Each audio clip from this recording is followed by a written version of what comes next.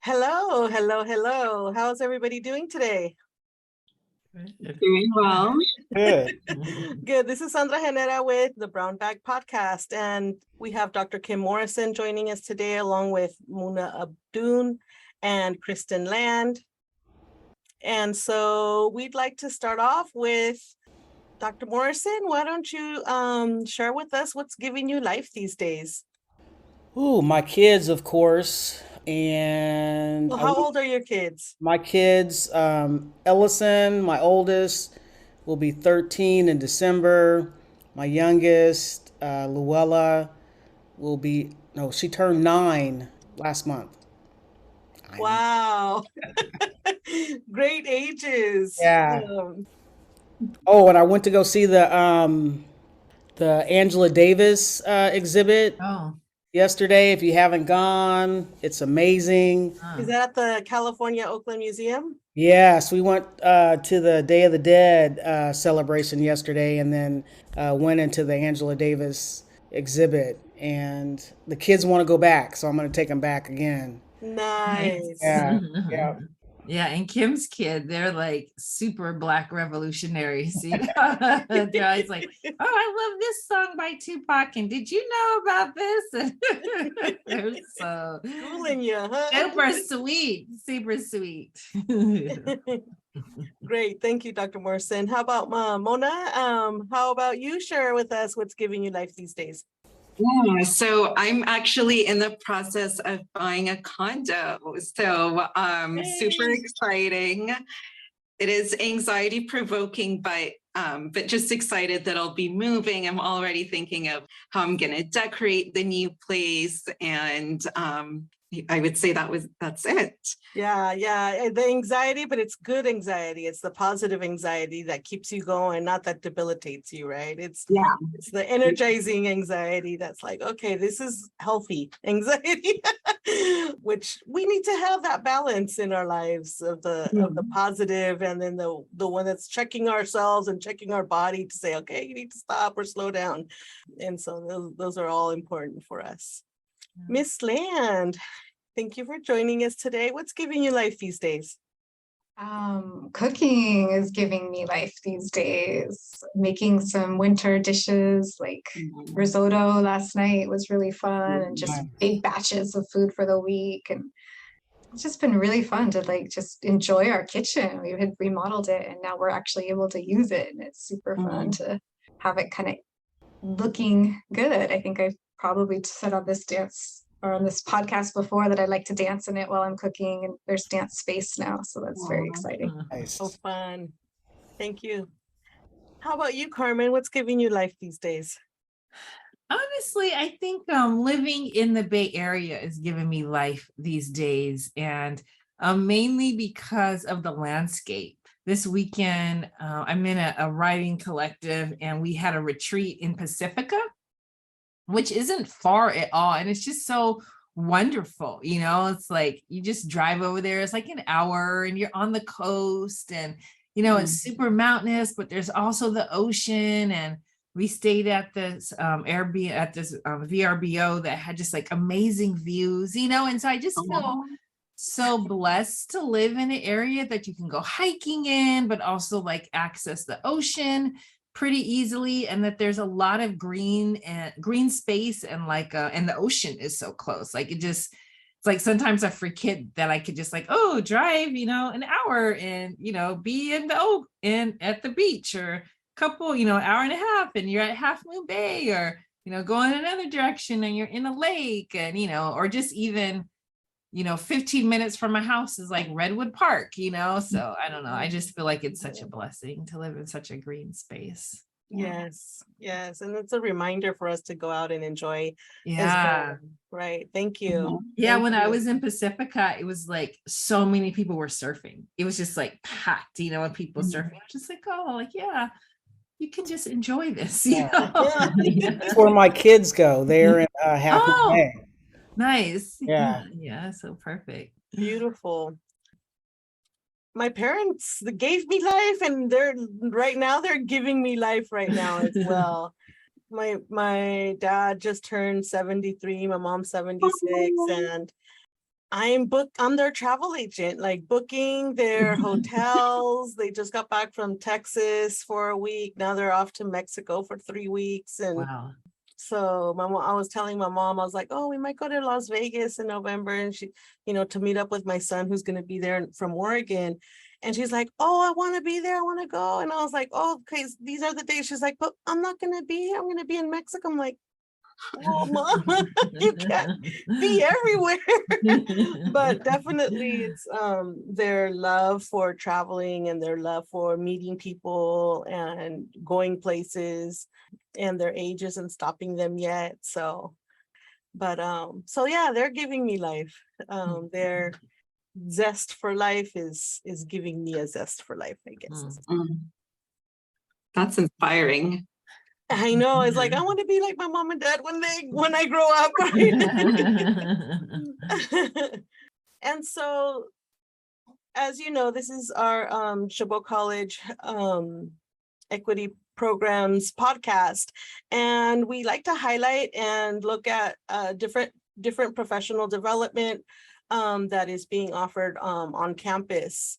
And this is a new group that was inspired by you all to open up a space for our campus community on the LGBTQ community. And so can you tell us about the professional development project you are offering and why this particular theme? I think there's a lot of reasons that we're doing this, particularly right now, but the biggest really is to address the intersectionality of our students' lived experiences and to really make sure we're creating a safe space for all of our students on campus, and that they feel seen and validated and welcomed. And I think that this particular Beyond the Binary training I got inspired to do it when Mona and a number of other folks in the academic senate created a resolution that said that we need to do more, right, on our campus to make visibility for the LGBTQ community, which includes transgender students and students who are gender fluid. And I think that language is new for a lot of people, and what it means to be an ally is new for a lot of people because that language is changing. And so Safe Zone's been helpful with that. David Irving started a project around that. And if you haven't gone to the Safe Zone trainings, I highly recommend it.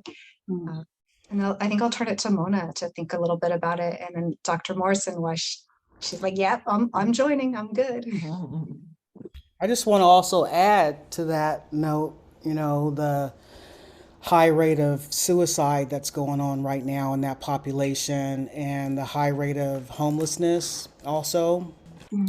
And just the amount of laws that they're trying to get passed in various states around denying the rights of LGBTQ plus communities.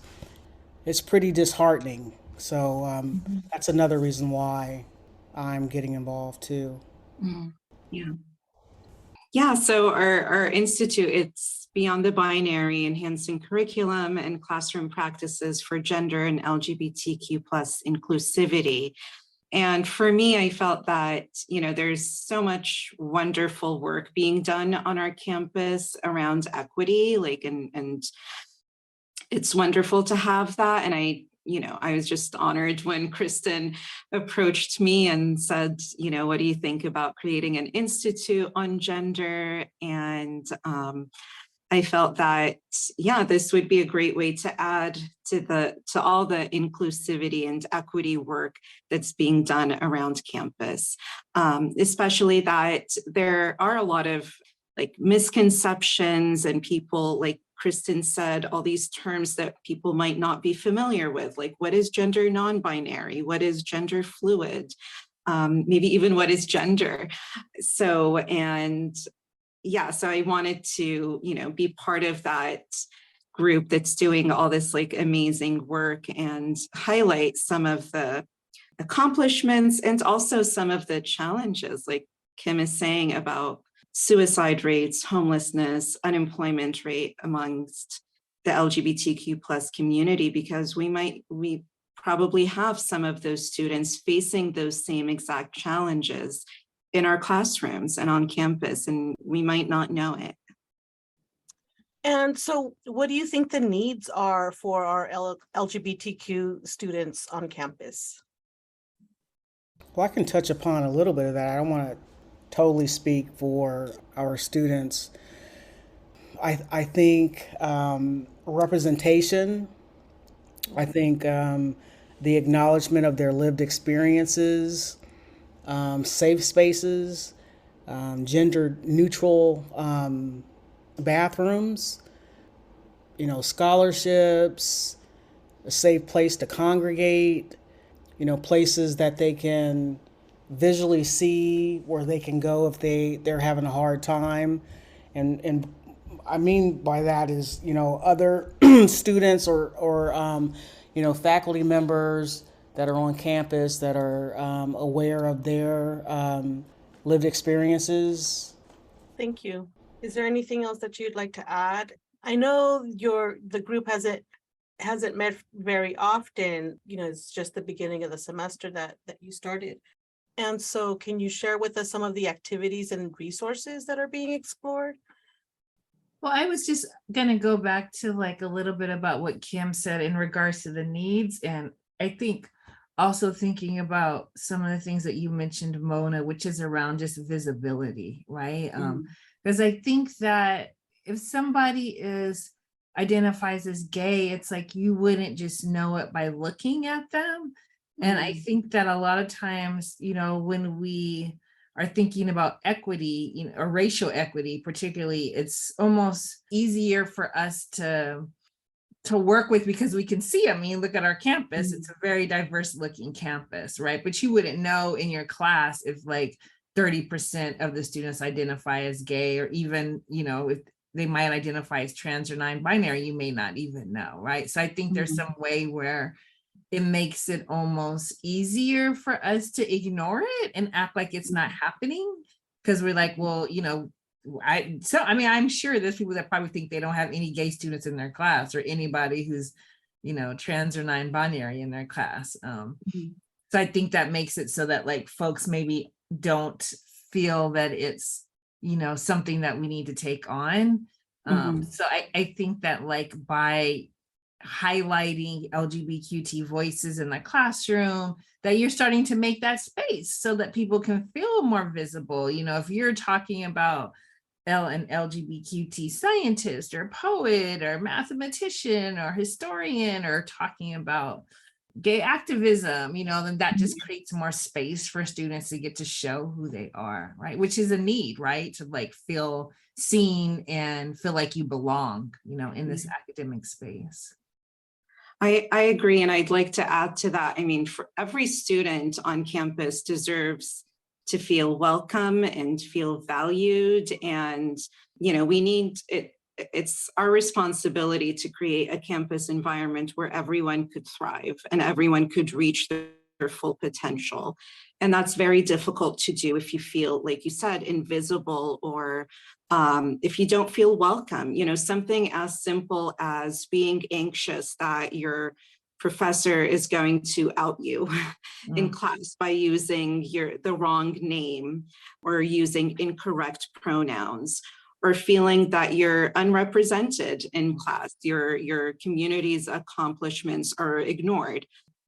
So, that's kind of one of my goals, is to make sure that doesn't happen, that all our students feel comfortable and safe enough that they feel they belong here, and then they could focus on how they could make the most out of themselves. Because fear and oppression, that takes a toll on people. Yeah, definitely. And we don't want to be like another traumatic space, for our students, right?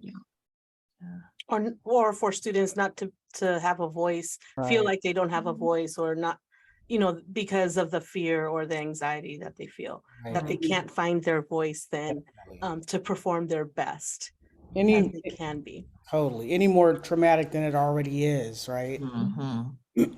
Because I think a lot of these students are experiencing educational trauma anyway. Right.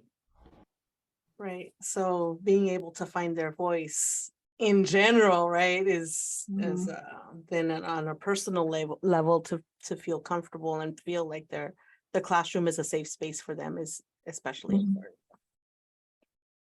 What are some of the resources and activities that are being explored for teachers and staff? Well, we designed it as a curriculum enhancement unit and practices. And I think that's in particular to sort of get back to what Carmen was saying and Mona was saying about the activism and the history and the contributions that have been made by folks in the queer community. Like that it's not, we want to be able to uplift narratives throughout the semester, right? And really make sure that our courses are inclusive of all of every course is inclusive of the contributions that are made. And so we've done some example, like Mona put together a really great resource guide that Kim then enhanced on top of it with her research. And so there's like articles for what STEM faculty can do, there's what business faculty can do, sociology. And so before we got to that piece though, we kind of backed up and really thought about like, what is it that brought us to do this work? What are the personal motivations and where do we think we're kind of strong right now? And then where do we need to strengthen and become more bold because it's such an urgent life or death matter for many of our students that they are seen and valued in their classrooms because they may only have one or two spaces that they feel that way. Great, thank you. I would I would add to like we're providing a lot of tools that hopefully folks will find insightful. We're sharing videos, we're talking about our personal experiences and kind of being vulnerable with the rest of the group. There is a gender primer, and we're also having our participants, including ourselves, develop a plan or a unit to try and enhance their curriculum if they're already, they have a pretty inclusive curriculum, LGBTQ plus inclusive curriculum, or if not, it's a safe, non-judgmental place. We're giving them an opportunity to also develop a unit plan or change a unit plan or change any of their, work practices to make them more gender inclusive. So hopefully that's, we'll have more people on campus being more inclusive in their classrooms or just in their workspaces. Also, researching and finding articles from various disciplines that can, that faculty can read and brush up on their own knowledge, right? Not just necessarily the curriculum, but also being inclusive to provide or research more information to broaden your knowledge on the various themes that we've uncovered or talked about.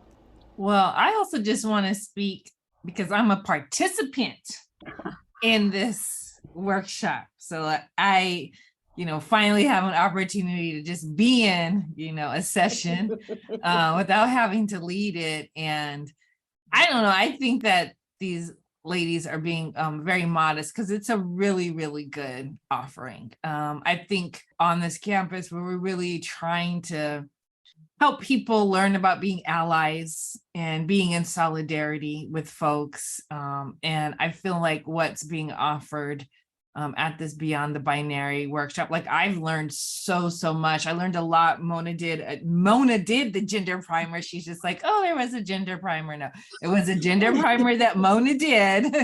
That was really, really powerful. And I learned so much just from her presentation. And it really just got me thinking about some things in a new way and in ways that I hadn't thought about.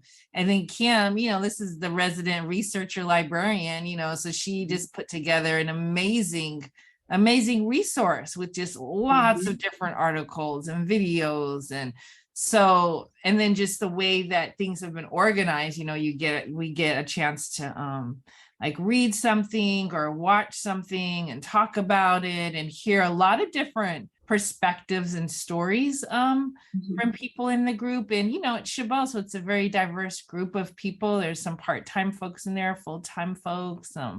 So I have found it very transformative, for me as an instructor. I like right away have changed some and just did like a whole thing in my class about white supremacy and heterosexism and gender oppression and, reading articles with the students. And I will say that, before I presented, I told them, I was like, we're gonna, at the beginning of the class, I said that our class is focused on BIPOC women and LGBTQ voices. So I reminded them of that and said, we're gonna do a little unit thinking about LGBTQ and climate change. And one of my students did like a silent yes, and so I just felt so affirmed that, it was a good thing to do because somebody, felt included and seen in that. So I don't know. I hope that, this becomes a consistent offering from the CCEPG, because I think the campus would really, really benefit. And I felt like it was actually a low commitment. It's just 3 Fridays, it's very, very doable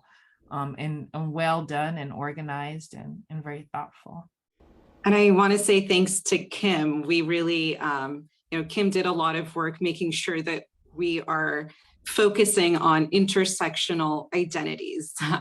So she did a ton of research and we watched some videos and read some articles. And I think those really resonated with so many of the participants. And I know they resonated with me. Yeah, and I think also one of the goals, like when we first started talking about this, it was how can we make sure that, because sometimes when we talk about gender, we think, oh, like social science classes, literature classes, but we, when we were creating that resource list, we wanted to make sure that this is something, folks could talk about gender and sexuality in their STEM classes, in their, athletics classes, in their business classes, that it's not just a, sociology topic or just a, English class topic. So yeah, thank you, Kim. And also one of the very powerful reads we had was an article that Kristen recommended. Yes. Yeah. What was the title of that article? Is it okay to share? Yeah, it's by Alan Peleas Lopez, and The X is Not a Wound. They are explaining the origins of the X in Latinx as a queer, Black, Indigenous artist, right? And how the X has an Indigenous roots, it has anti-colonialism roots, it's questioning anti-Blackness in the Latino community, and that the femicides or the death of women or femme-identified people is another piece around colonialism that is often overlooked, and particularly among the trans community. So it kind of brings all of those ideas together. And I think this really harks back to like Audre Lorde, and for me, Gloria Anzaldúa, and I won't get my wave right, but the feminists that I learned about in school is really learning to follow the lead of those whose identities are most oppressed, because they have the biggest lens on where we can go for freedom. That piece kind of strikes me as a really good foundation in that way, among the other things that Dr. Morrison brought in and Mona brought in. This is an awesome opportunity for our Chabot community. And I think, one of the best opportunities in professional development is when you take a lesson to a group and say, how can I have this lesson be inclusive? And so you are all providing our teachers at Chabot a great opportunity to revamp their lesson plans and their units. And so thank you so much with that, because it's a need.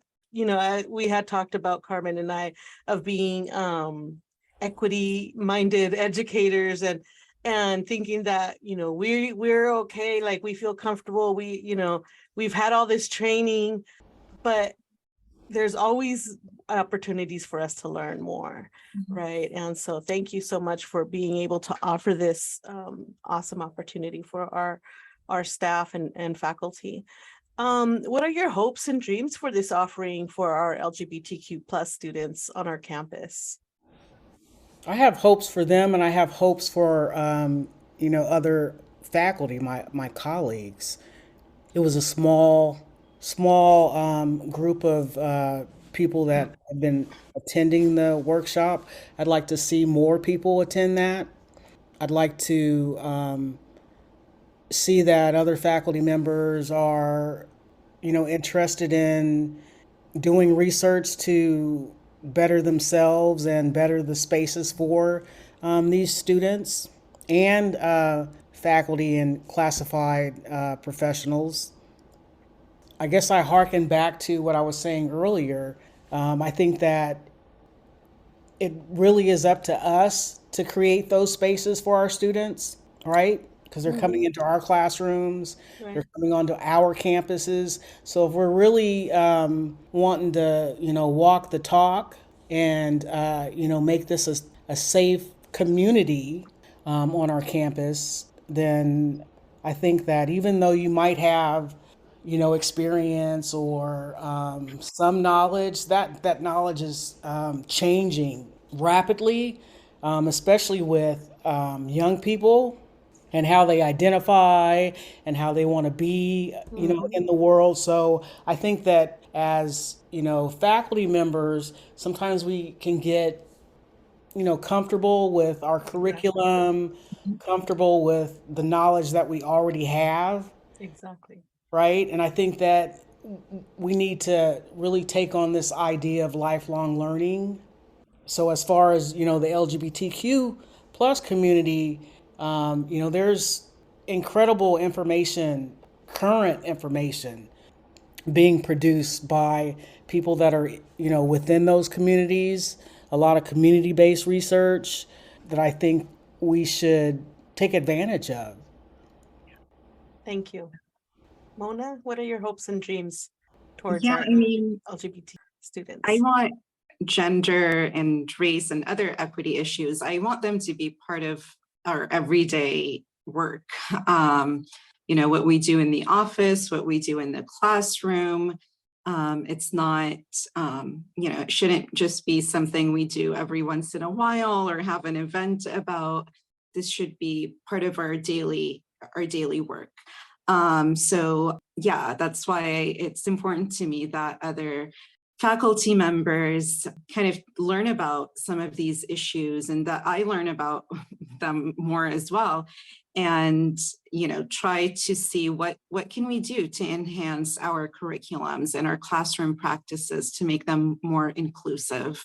And, as Kim and Kristen mentioned before, I want our students to feel that they belong here and that they're welcome, because then they could really reach their potential. And I of course, we need to examine a lot of the challenges and critique, all the structural barriers that our LGBTQ plus students face. But I also want them to know that their identities are an asset, that our LGBTQ plus students, they have that kind of outsider within perspective. They're able to see things that maybe the rest of us who are cisgender or heterosexual don't see. And that, that's empowering. That means by seeing those things that not everyone can see, that could generate change. So I want them to also realize that being in the classroom, it's not just talking about the challenges, which of course are there and we need to look at, but how they really, as we kind of mentioned in one of our first session of the Institute, that being intersectional is really a superpower. Mhm. Along those lines too, or to add to that, I think also trying to dissect no, don't, not trying, but dissecting Mm. some of the micro aggressions or intersecting micro aggressions that this population has to deal with too. Experiences, yeah. Miss Land, what are your hopes and dreams as a facilitator for this offering to our for our LGBTQ plus students?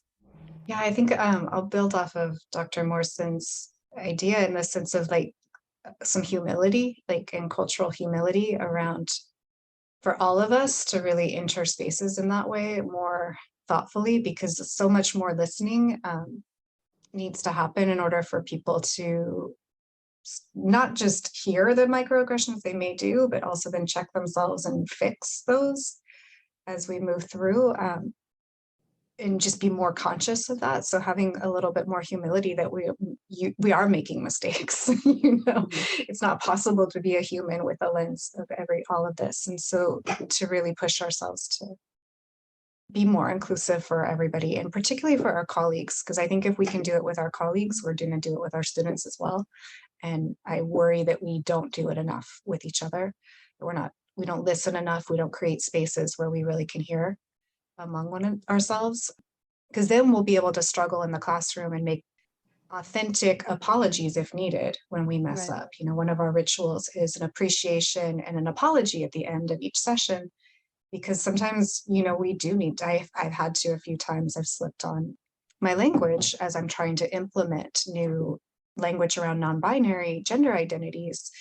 And so I need to be able to own that, right, as I'm moving through and growing. Right. Thank you. And as a participant, Ms. Carmen, what do you see this? How do you see this addressing your offering for your students?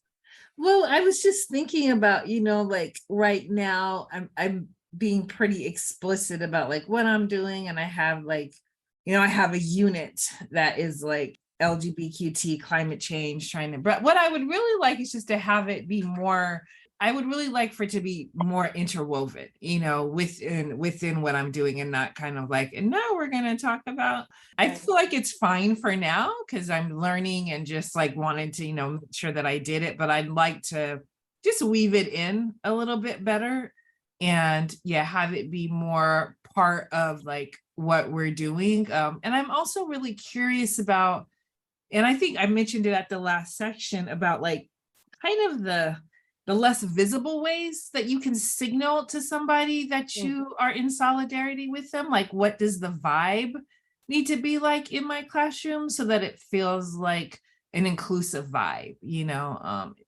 it's hard, I think, on campus because we switch rooms. So, hanging up posters and stuff like that can feel, it's just like, will it stay, that stuff gets hard. But I would love to think about that more, how to signal that this is a safe space for LGBTQ students in the classroom.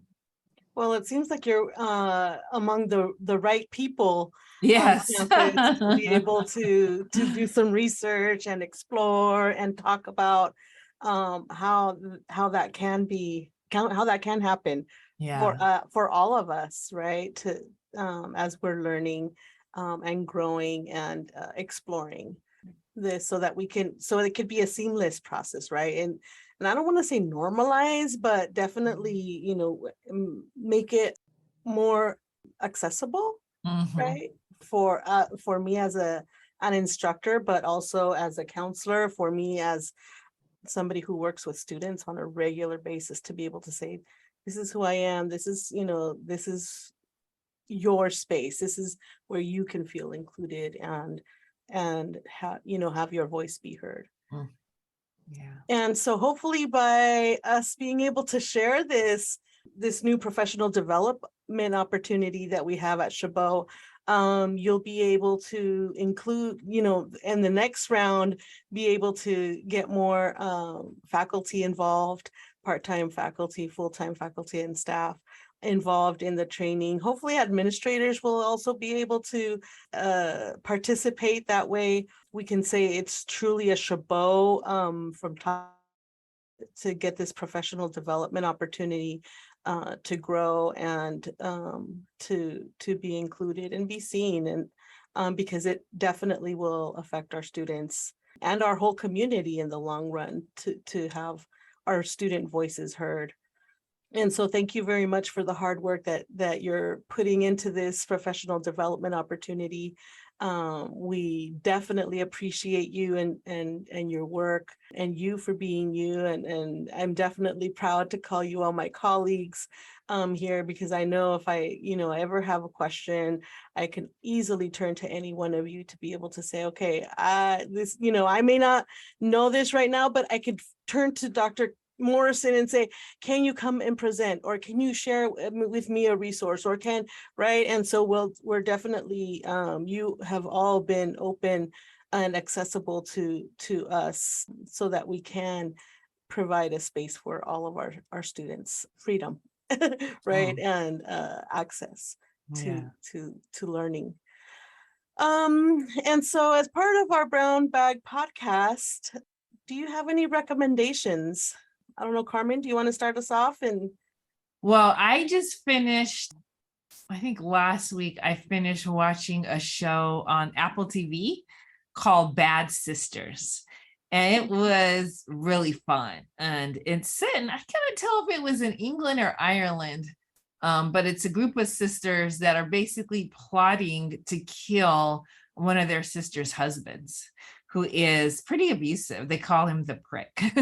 And every episode, you get more of a picture of like why they want him dead, and, the attempts that they make to kill him. And he does die, but you never know how. So every episode you're like, is this how he dies? Or is this how he gets killed?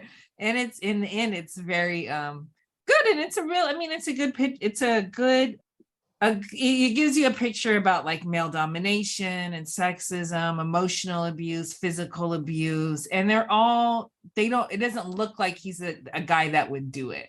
So it was just really, really good. And it's, it made me cry a little bit, it made me laugh a lot, and it was totally engaging. And the woman that wrote it, I think her name was Sharon Hogan, and she did a show on Catastrophe on Amazon. If anybody ever watched that, she was the front runner for that. So.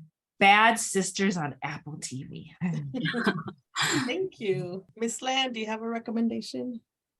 I'm going to do two books that I've been devouring lately. One is Miss Monique Williams recommended Gordo to me by Jaime Cortez, and it's fantastic. The first story is called The Jesus Donut, and it just cracked me up. It was so fabulous. And I'm really loving the whole collection.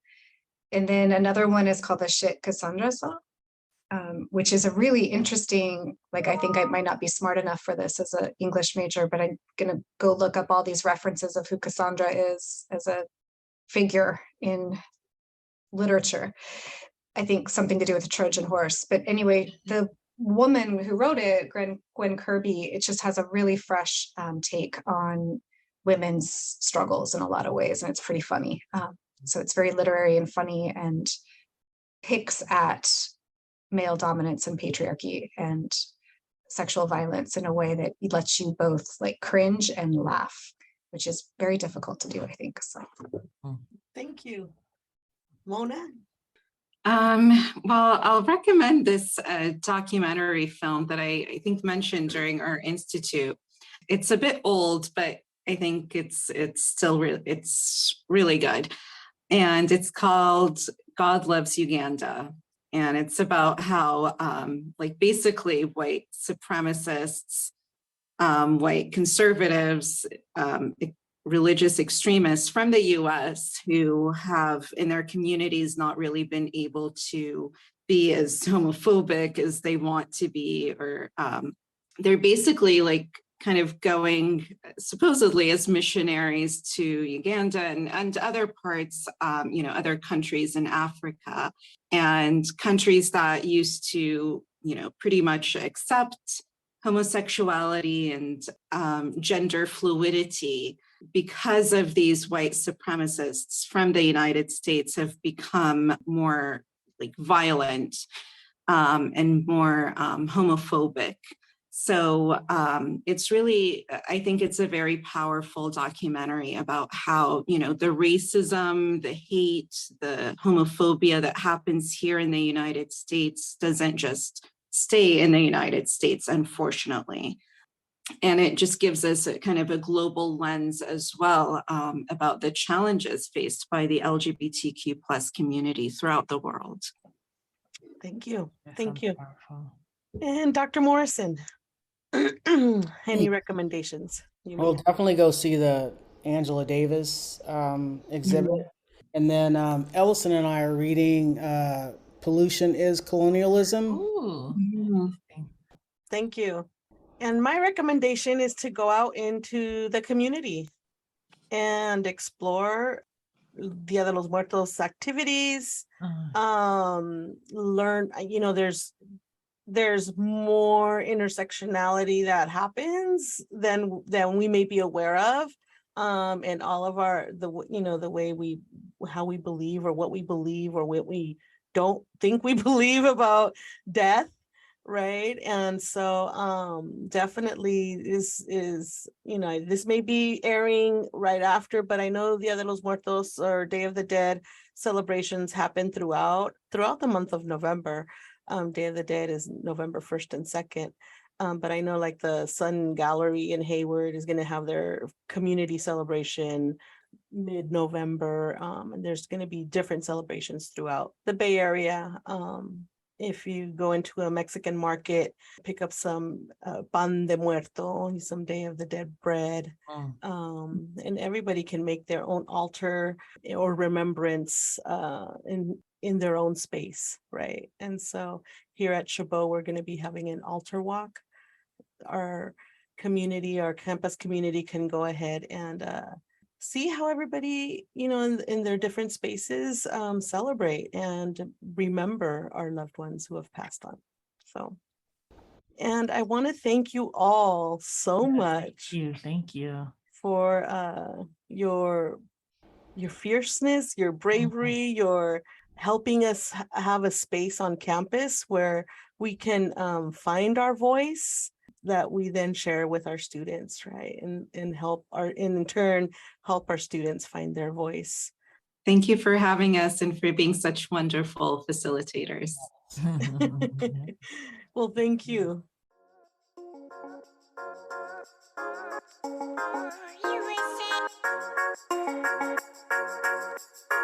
You